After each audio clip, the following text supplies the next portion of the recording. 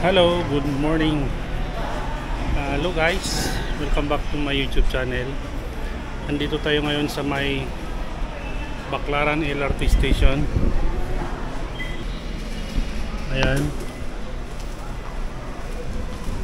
Sasakay kami ng tren papuntang Abad Santos. Kasi andun yung short shot badminton court kung saan nagtitraining yung anak ko. Ito na rin yung banding naming mag-ama. Ayan yung anak ko, puging-pugi, mana sa akin.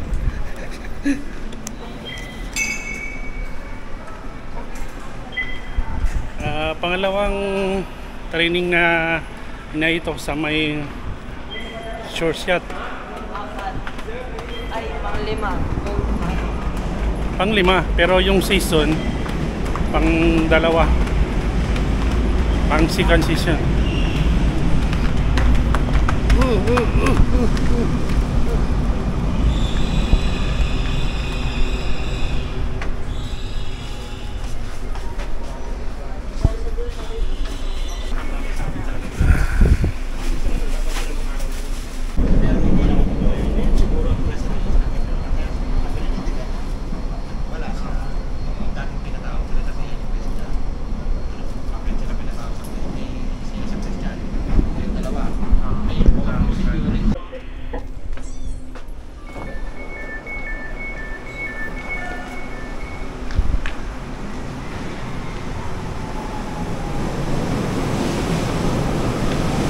Mula rito sa Abad Santos Station guys, maglalakad lang kami ng nasa 100 meter or 150 meter papunta dun sa may short shot badminton court. So ayan yung Abad Santos Station. Tatawid lang kami rito guys para maglakad papunta ng short shot badminton court.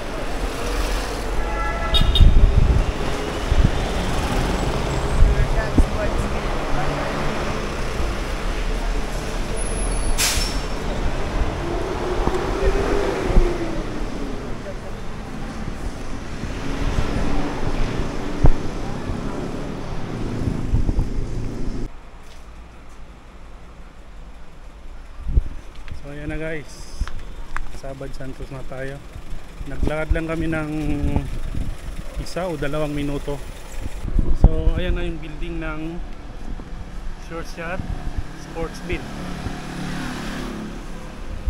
May basketball court, may swimming pool.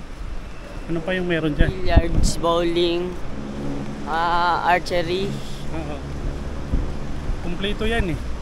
Yung court ng badminton nasa 3rd floor. Ayan. So far guys, lahat ng napuntahan kong badminton court, yung napuntahan ko lang ito na yung pinakamalinis na badminton court.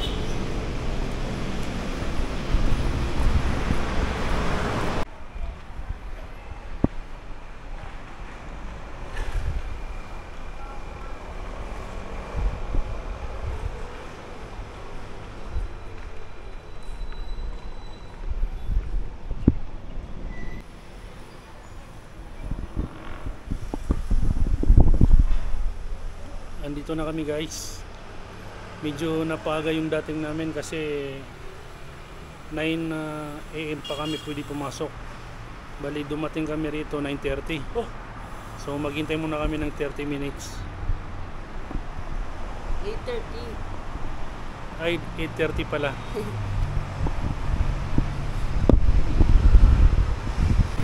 May lumaan na sasakyan. So ayun, malapit na tayo makapasok guys.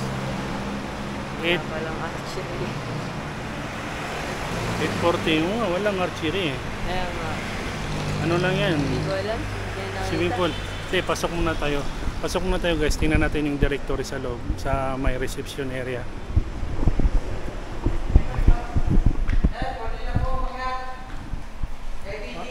Oo. Opo.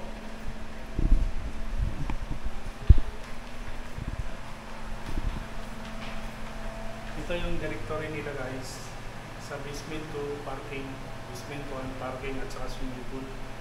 Sa ground floor, lobby reception, ito yon.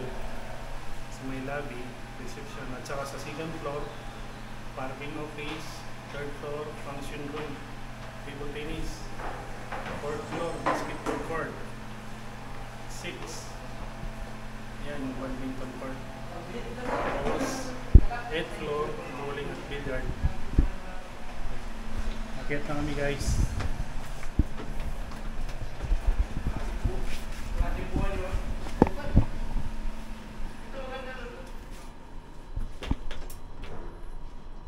Kami siguro yung unang early bird.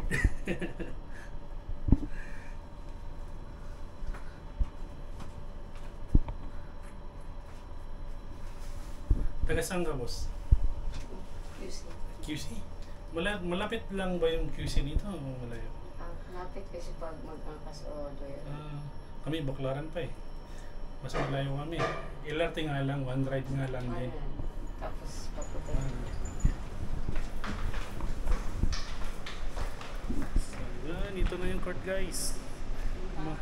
May apat na badminton court. Kami lang talaga yung nauna. Tatlo o apat.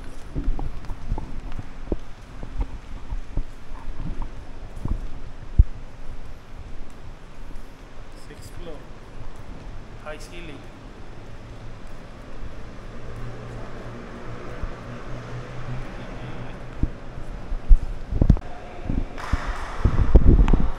So ayun guys, ipapakita ko sa inyo yung balcony nila.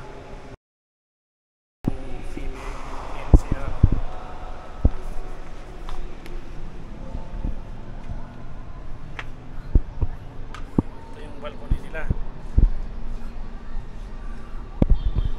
Ang ganda.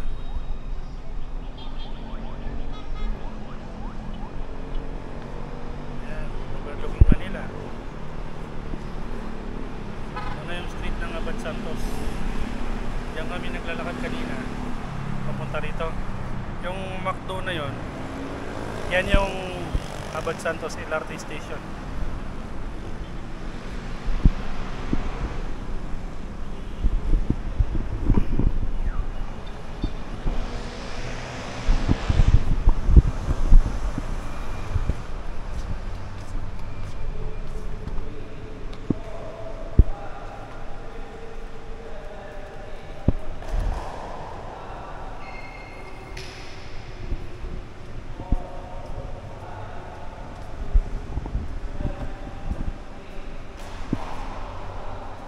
Ito guys yung siya nila, may mga locker pa, napakalinis. Ayan.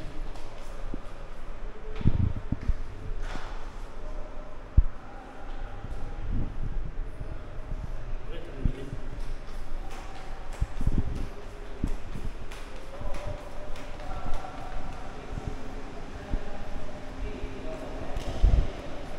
Sa kabila, yun yung female comfort room.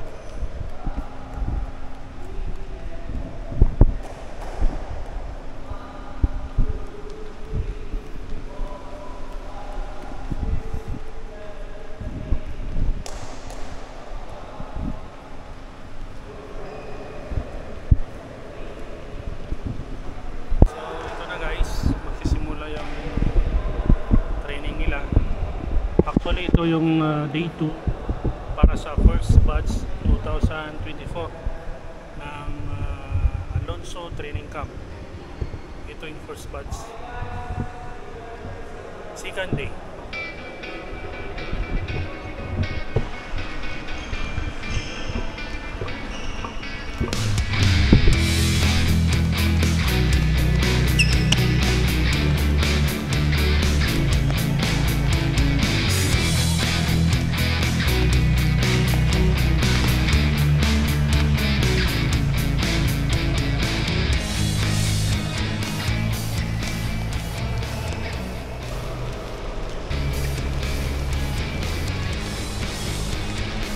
Ayan, nag-warm up sila guys. Ayan yung anak ko. Usually ano, tatlong court yung na-occupy nila nung unang training at saka ngayon. Kasi marami sila oh. Ito yung mga intermediate. 11 to 1 naman yung mga beginner. Court 1, court 2, court 3 at saka court 4. Ito yung lighting nila guys. Hindi naman nakakasilaw. Maliwanag. At saka maganda rito guys yung ventilation nila. Marami silang electric fan. Wall fan yung sa kabila. At saka yan yung napakalaking exhaust fan nila.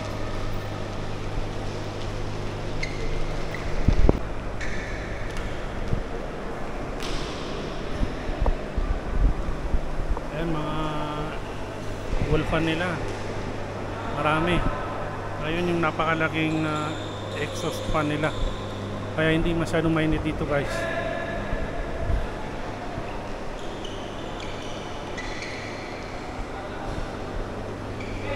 Tsaka isa yung nagustuhan ko rito, malinis talaga.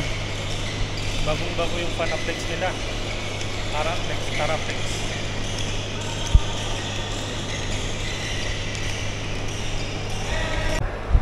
So ayun guys, dinivide na ng tatlong grupo yung mga trainee.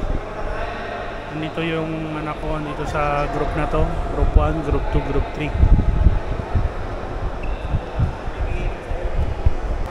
Meron din silang mga drinks dito guys. Pero dun sa baba, sa may reception area, yung katabi nun, restaurant. So pwede ka mag-order doon ng mga pagkain na gusto mo.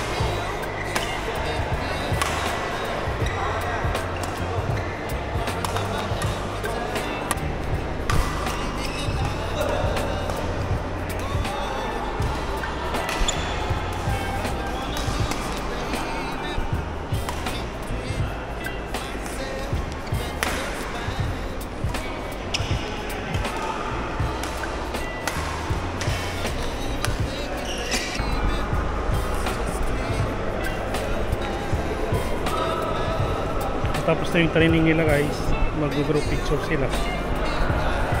Tapos na yung day 2 ng 12 season.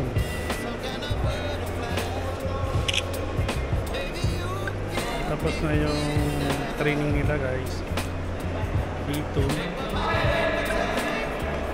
ng Alonso Training Camp.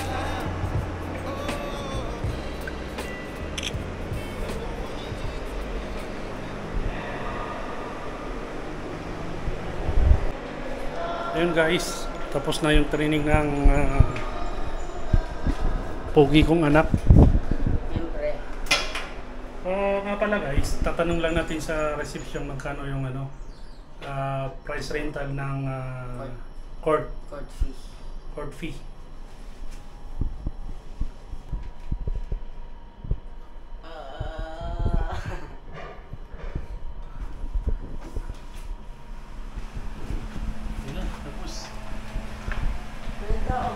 Ang tanong,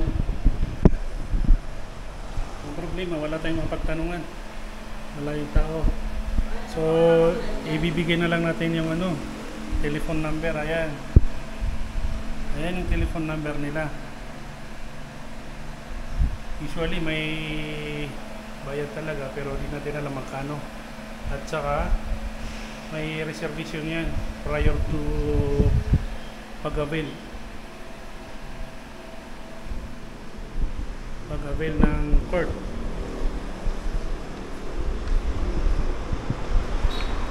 Boss, magkano yung rental ng badminton court? 350. 350? 1 hour.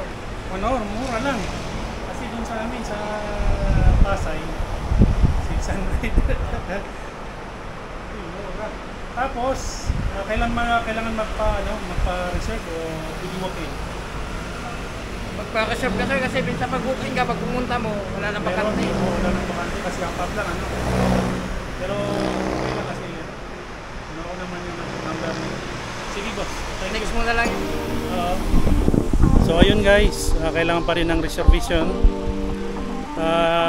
Kinuna natin yung telephone number nila na nakasulat dun sa telephone.